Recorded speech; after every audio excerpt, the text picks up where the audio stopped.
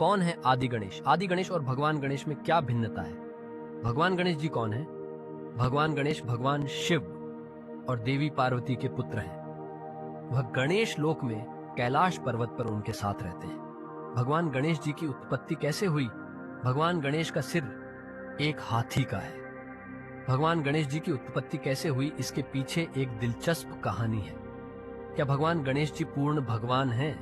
गणेश भगवान शिवलोक में निवास करने वाले गणों के देवता हैं और दैवीय शक्ति के मामले में भगवान शिव के अधीनस्थ हैं। भगवान शिव स्वयं स्वीकार करते हैं कि वे जन्म और मृत्यु के चक्र में फंसे हैं, जैसा कि देवी भागवत महापुराण पृष्ठ 123 में उल्लेख किया गया है। इससे साबित होता है कि गणेश भी जन्म लेते हैं और मरते हैं, क्योंकि वह शक्ति की दृष्टि से भगवान शिव के अधीन है।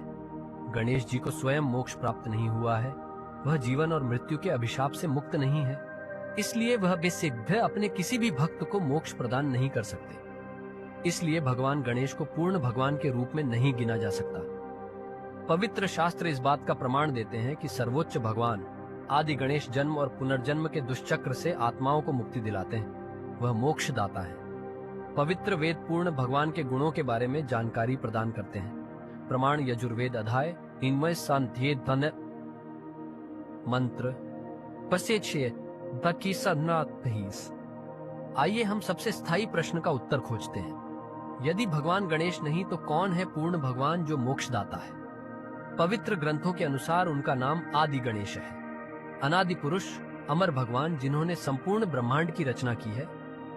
आइए जानते हैं कौन है आदि गणेश और उन्हें कैसे प्राप्त किया जा सकता है। आदि गणेश और भगवान गणेश में क्या भिन्नता है? भगवान गणेश स्वयं जन्म और पुनर्जन्म के चक्र में हैं और भक्तों को मोक्ष प्रदान करने में असमर्थ हैं। आदि गणेश न सर्वोच्च परम पिता परमेश्वर भगवान कबीर जी ही पूजा करने के योग्य हैं, अन्य कोई नहीं। मृत्यु के उपरांत आत्मा को देवताओं के लोक से गुजरना पड़ता है। अपना आध्यात्मिक ऋण चुकाने के लिए जो सुख सुविधाएं वे हमें प्रदान करते हैं, उस आध्यात्मिक ऋण को केवल एक सच्चे संत द्वारा दिए गए इन देवताओं के नामों का जाप करके ही चुकाया जा सकता है। वर्तमान में संत रामपाल जी महाराज ही वह सच्चे संत हैं। गीता अध्याय 7 श्लोक 20 में गीता ज्ञानदाता कहता है कि जो अन्य देवताओं की पूजा करते हैं वे भी अंधकार में हैं। गीता अध्याय 18 श्लोक 66 में गीता ज्ञानदाता स्वयं की और उसके अधीन सभी 33 करोड़ देवताओं की पूजा न करने को कह रहा है और केवल उस पूर्ण ब्रह्म की शरण में जाकर उनकी उपासना करने की सलाह दे रहा है। गीता अध्याय 18 श्लोक 46 में गीता ज्ञानदाता अर्जुन को एक तत्वदर्शी संत की शरण में जाने के लिए कह रहा है, जो प्रामाणिक आध्यात्मिक ज्ञान प्रदान करते हैं। वही आदि गणेश है। कौन है आदि गणेश?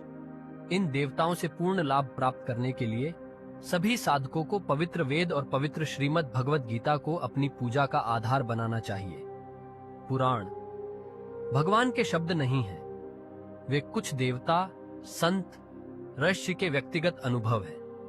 पुराणों को पढ़ने से हम जन्म और मृत्यु के चक्र को तो समझ सकते हैं, लेकिन भगवान से सच्चे आध्यात्मिक लाभ प्राप्त करने से वंचित रहेंगे। पवित्र वेद और गीता जी भगवान के शब्द हैं। तत्वदर्शी संत से दीक्षा लेकर पवित्र ग्रंथों के अनुसार परम अक्षर ब्रह्म की जो सत्य भक्ति की जाती है, उससे आत्माओं को मोक्ष प्राप्त होता है।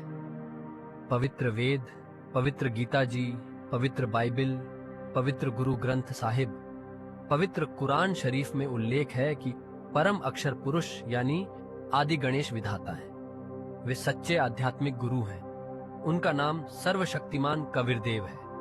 सर्वशक्तिमान कबीरदेव एक तत्वदर्शी संत की भूमिका निभाते हुए दिव्य लीला करते हैं और भक्तों को सच्चा ज्ञान, सच्चा मंत्र प्रदान करते हैं, जिससे मोक्ष प्राप्त होता है और साधक उस अमर लोक यानी सतलोक में चले जाते हैं, जहां जाने के बाद वे ब्रह्म काल के इस मृत संसार में कभी वापस नहीं आते। अतः केवल आदि गणेश ही पूजे जाने योग्य है। पूजनीय भगवान कौन है? आदि गणेश या भगवान गणेश सभी देवता आदरणीय हैं, लेकिन केवल सर्वशक्तिमान कबीर जी की ही पूजा की जानी चाहिए। उपरोक्त से यह स्पष्ट है कि भगवान गणेश स्वयं मुक्त नहीं है, इसलिए वह मोक्ष प्रदान नहीं कर सकते और अपने भक्तों के पापों को नष्ट नहीं कर सकते हैं, जबकि आदि गणेश पापों का नाश करते हैं और सच्चे उपासक को मोक्ष प्रदान करते हैं। अंतर स्पष्ट है। केवल आदि गणेश ही मोक्ष प्रदान करने वाले हैं। वह बाधाओं का निवारण करने वाले हैं। अतः पूजनीय केवल परमात्मा आदि गणेश है।